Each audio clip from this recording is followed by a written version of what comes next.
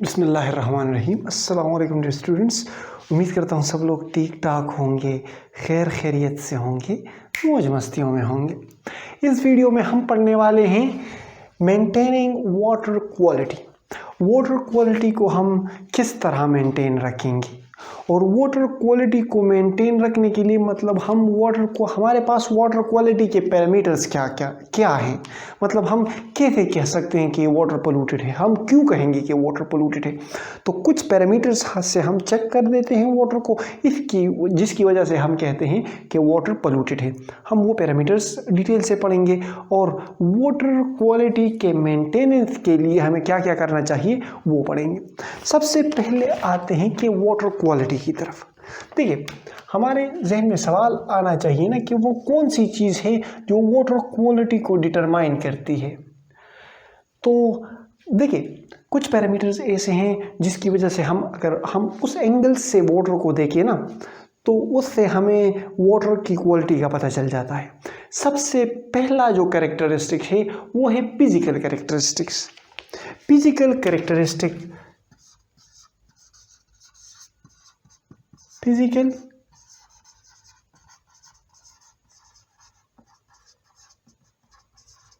अगर हम water quality के फिजिकल कैरेक्टरिस्टिक्स को देखेंगे ना तो हमें वाटर की क्वालिटी का पता चल जाएगा। फिजिकल कैरेक्टरिस्टिक का मतलब क्या है? फिजिकल कैरेक्टरिस्टिक का मतलब ये है ना कि फिजिकल कैरेक्टरिस्टिक वाटर की वो कैरेक्टरिस्टिक्स होती हैं जिन्हें हम देख सकते हैं, जिन्हें हम फील कर सकते हैं, that we can see and feel. अब किस तरह? टर्बिडिटी की मैं एग्जांपल दे देता हूं आपको। Turbidity is a physical characteristics.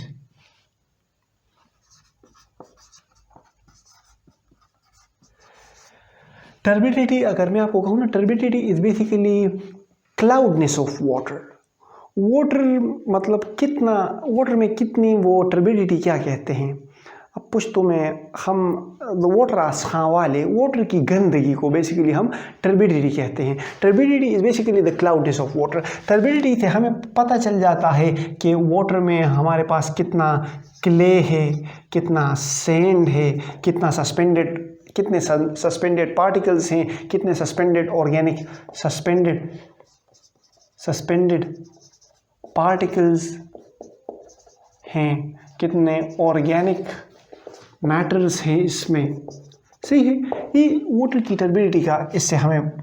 इसी तरह वाटर का जो टेम्परेचर है वो किस तरह है।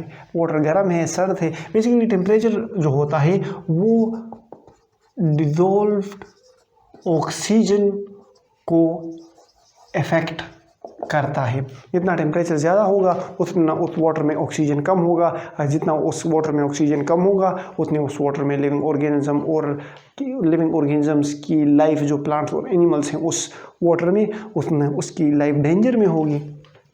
सही है, टेम्परेचर हो गया। कलर,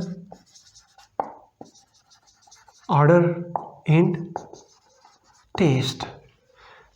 जिस वाटर का कलर किस तरह है, वाटर से स्मेल किस तरह आ रही है, वाटर टेस्ट किस तरह हो रहा है, ये वो फिजिकल कैरेक्टरिस्टिक्स हैं जिससे हमें वाटर की क्वालिटी का पता चल जाता है। केमिकल कैरेक्टरिस्टिक्स की अगर हम बात करें ना,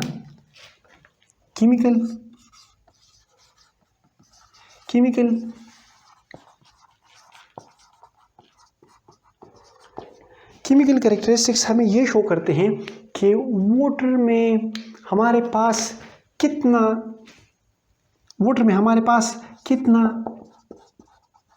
डिजोल्व्ड सॉलिड्स है।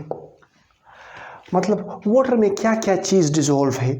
केमिकल कैरेक्टरिस्टिक्स के पैरामीटर्स केमिकल कैरेक्टरिस्टिक्स हम बेसिकली पीएच से, वाटर का पीएच क्या है, वाटर की हार्डनेस कैसी है, वाटर में जो कंटेमिनेंट्स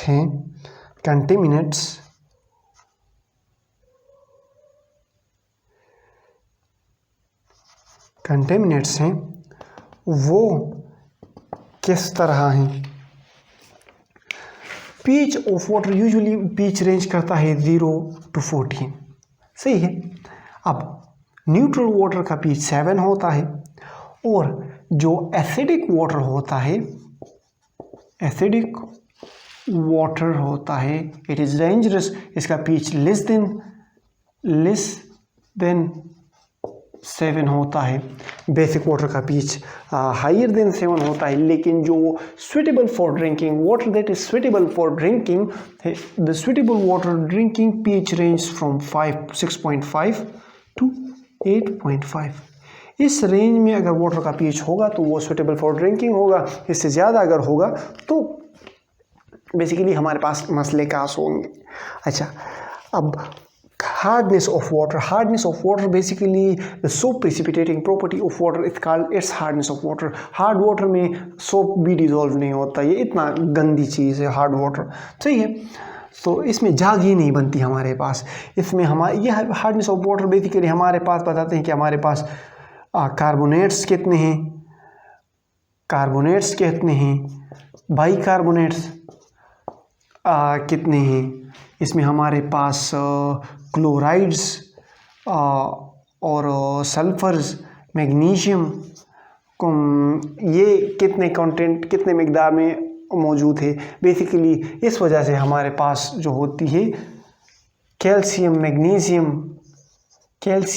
मैग्नीशियम, कार्बोनेट्स, बाइकार्बोनेट्स, इस वजह से हमारे पास हार्डनेस ऑफ वाटर आती है। कंटेमिनेट्स, जो वाटर में डिफरेंट कंटेमिनेट्स होते हैं, मतलब sulphur, phosphorus, sodium, potassium, mercury, मतलब जितने भी चीज़ें हैं और जितने भी चीज़ें हैं जो वाटर में एज ए कंटेमिनेट्स काम कर रही हैं, ये हमें केमिकल कैरेक्टरिस्टिक्स के वाटर की ये चीज़ें पता चल जाती हैं। अब अगर हम इसके रेडियो बायोलॉजिकल कैरेक्टरिस्टिक्स की तरफ आएँ, बायोलॉजिकल कैरेक्टरिस्टिक्स 1, 2, 3।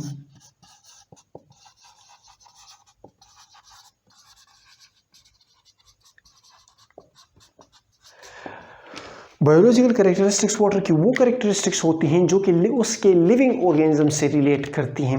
मतलब वाटर में हमारे पास माइक्रो ऑर्गेनिजम्स प्रेजेंट होते हैं, सच एज बैक्टीरिया, फंजाई, अल्जी,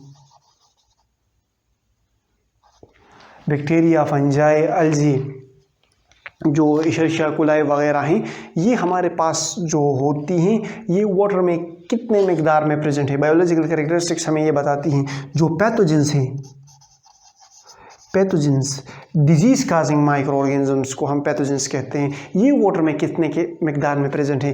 तो बायोलॉजिकल कैरेक्टरिस्टिक्स, वाटर की बायोलॉजिकल कैरेक्टरिस्टिक्स हमें ये बताती है कि वाटर में कितना ऑर्गेनिक मैटर, कितना लिविंग, कौन कौन से बैक्टीरियाज की, कौन कौन से पैथोजेंस प्रेजेंट हैं। इससे हमें वाटर की बायोलॉजिकल कैरेक्टरिस्टिक्स के बारे में पता चल जाता है। Radiological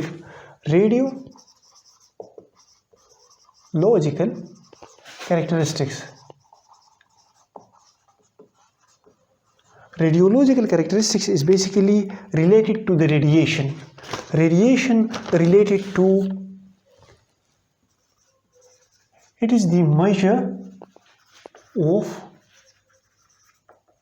radiation।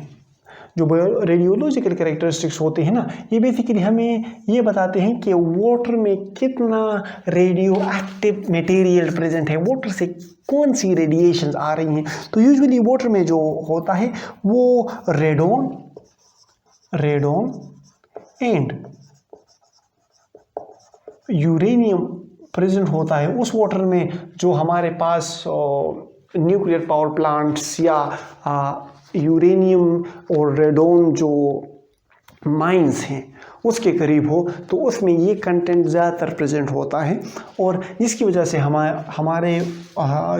जिसकी वजह से वाटर से radio activity, water become radio active.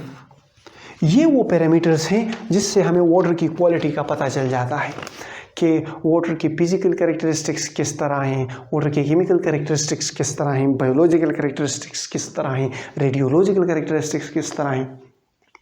इन सब से हमें वाटर, ये जो चीज़ें हैं ना, वाटर की क्वालिटी का पता चल जाता है। अब आपको वाटर की क्वालिटी का पता चल गया ना, तो इस बेस पे आप डिसीजन लोगे कि इस वाटर को क्लीन किस तरह करना है, ये इसे पीने के काबिल किस तरह बनाना है, कौन से कैरेक्टरिस्टिक्स इसमें ज़्यादा मौजूद है, कौन से कम मौजूद हैं। इस तरह आप पानी को साफ़ करने के बारे में सोचोगे। तो these were the parameters that was responsible for the quality of water.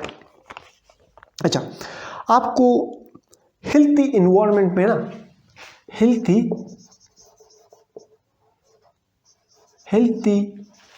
Environment में आपको सुइटेबल वाटर क्वालिटी चाहिए होगी।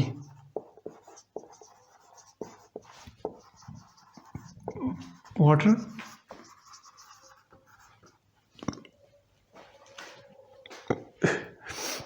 सुइटेबल वाटर क्वालिटी आपको चाहिए होगी, सही है। अच्छा, अगर आप हेल्थी इन्वायरमेंट में रहना चाहते हो तो it is directly proportional to quality of water. अगर आपकी वाटर क्वालिटी कम होगी तो आपको हेल्थ प्रॉब्लम्स खास होंगी, आपको वाटर बोर्न डिजीज, पानी से पैदा होने वाली बीमारियां आपको खास होंगी, आपको हेल्थ प्रॉब्लम्स खास होंगी। ये तो आपने मतलब पता लगा लिया कि पैरामीटर्स हैं वाटर क्वालिटी के। Water quality is directly proportional to health. Water quality अच्छी होगी, आपकी सेहत अच्छी होगी। वाटर क्वालिटी बुरी होगी, आप भी बुरे होगे, आपकी क्वालिटी भी बुरी होगी। अब इसको मतलब वाटर क्वालिटी को सही है, हम इस पैरामीटर से चेक करेंगे और फिर उसी मुताबिक हम एक्शन लेंगे और वाटर को क्लीन करेंगे। लेकिन वाटर को डर्टी होने से बचाने के लिए इस कामों के साथ साथ हमें सबसे जो पहली चीज़ की ज़रूरत है वो अवेयरनेस है। जो हमें लोगों को अवेयर करना चाहिए। इट इज़ सबसे जो बड़ी चीज़ है ना, इट इज़ लोगों को इस बात से अवेयर करना है, हेल्थ प्रॉब्लम्स के इश्यूज से, problems that is caused by dirty water। लोगों को आप अवेयर करो कि कौन से हेल्थ प्रॉब्लम्स काज होंगी आपके गंदे पानी से। फिर उन्हें रोको, उन्हें समझाओ कि केमिकल्स रिलीज ना करो। घर की जो डस्ट्स और घर की और गंदियां हैं,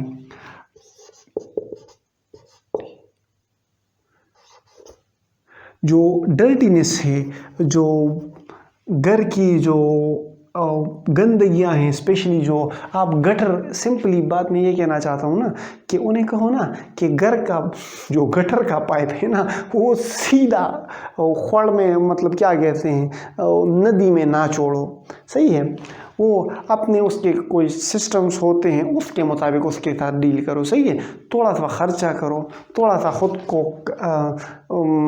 थोड़ा सा पसीना बहाओ, लेकिन पानी को गंदा ना करो। आप अजीब लोग होते हो जिनके घर के करीब जो नाली वगैरह, रिवर वगैरह, कैनाल वगैरह होता है ना, वो डायरेक्ट